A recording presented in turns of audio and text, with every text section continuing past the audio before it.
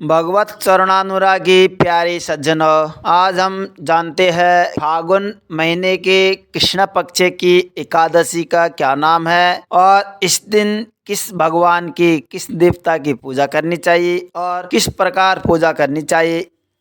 यह कथा हम श्रवण करते हैं कि एक समय यही प्रश्न युधिष्ठिर जी ने भगवान श्री कृष्ण से पूछा था कि इस महीने की एकादशी का नाम क्या है और किस प्रकार पूजा करना चाहिए।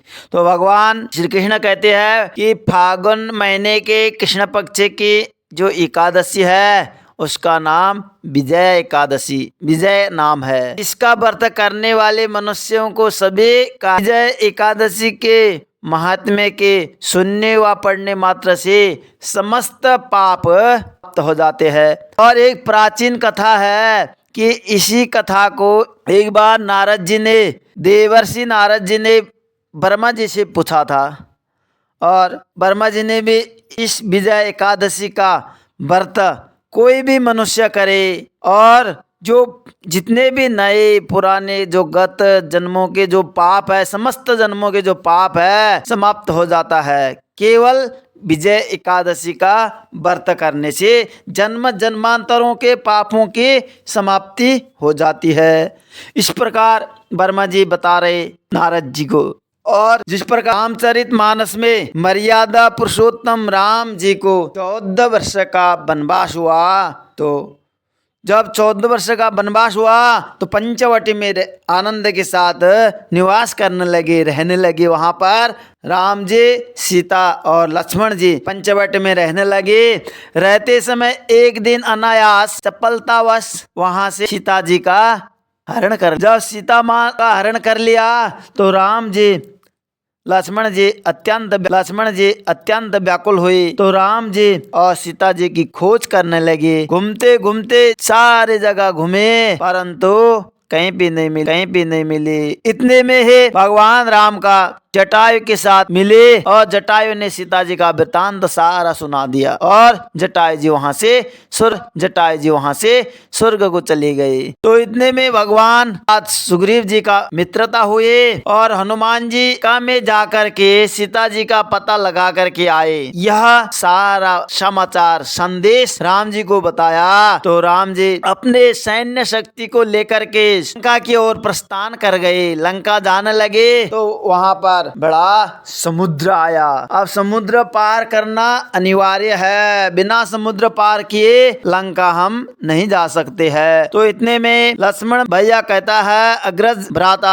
आप तो क्यों चिंता करते हो, आदि अंत जानकार हो। तो यहाँ से थोड़ी ही दूर पर कुमारी द्वीप में महर्षि बगदालव्य ऋषि रहते हैं। भूत भविष्य वर्तमान काल तीनों काल के ज्ञाता है। हमें उनके चरणों में, उनके शरण में जाना चाहिए और उनसे हमें इसका उपाय अवश्य बताएंगे। तो मर्यादा पुरुषोत्तम भी वहां पर बगदालव्य ऋषि के समीप गए और जाकर के प्रणाम किया और मुनि ने पूछा, हे राम आपका आना कैसे हुआ, क्यों आए। तो हे ऋषिवर, मैं अपनी सेना सहित यहाँ आया हूँ और मैं राक्षसों को जीतने के लिए लंका जा रहा हूँ। आप कृपा करके समुद्र पार करने का कोई उपाय बतलाइए, मैं इसी कारण आपके पास आया हूँ। महर्षि बगदालव्य कहते हैं, हे दशरथ पुत्र, फाल्गुन महीने के जो कृष्ण पक्ष की एकादशी आएगी, तुम उसका व्रत विधि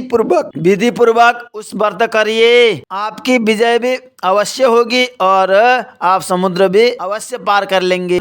इस व्रत की विधि यह है कि दशमी के दिन सुंदर स्वर्ण, चांदी, तांबा या मिट्टी का सुंदर कलश लाए, मंडप बनाकर कलश की स्थापना करके उसमें पंचफला, नारियल इस प्रकार सजा करके उसकी पूजा करे।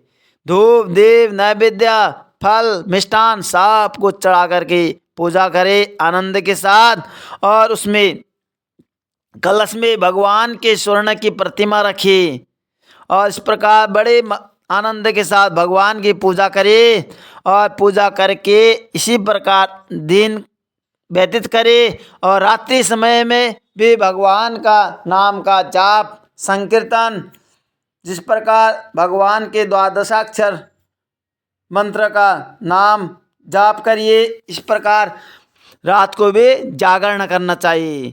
और इसी प्रकार अगले दिन द्वादशी के दिन प्रातःकाल उठ कर के स्नान पवित्र होकर के भगवान की पूजा करें। पूजा के पश्चात सुंदर पकवान बना करके, मीठा भोजन बना करके भगवान को भोग लगाए। तत्पश्चात किसी ब्राह्मण को बुला करके ब्राह्मण को निमंत्रण दे और ब्राह्मण को भोजन कराए।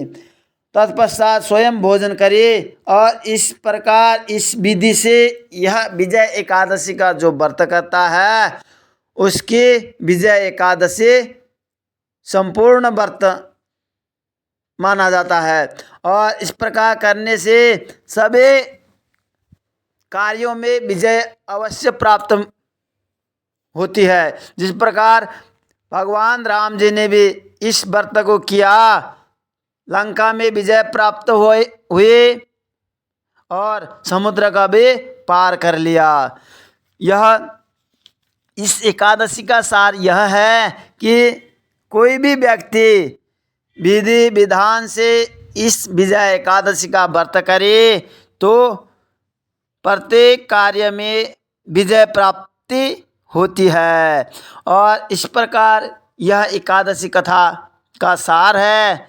और सभी प्यारे भगवत चरणानुरागी बंधुओं से निवेदन है कि इस एकादशी की कथा अवश्य सुने, लाइक कमेंट शेयर करें और इस चैनल को सब्सक्राइब करें, क्योंकि जो भी हम इस प्रकार की कथा का हमें लाभ मिले, हम श्रवण कर सके और कमेंट में भगवान का मंगलमय नाम लिखे।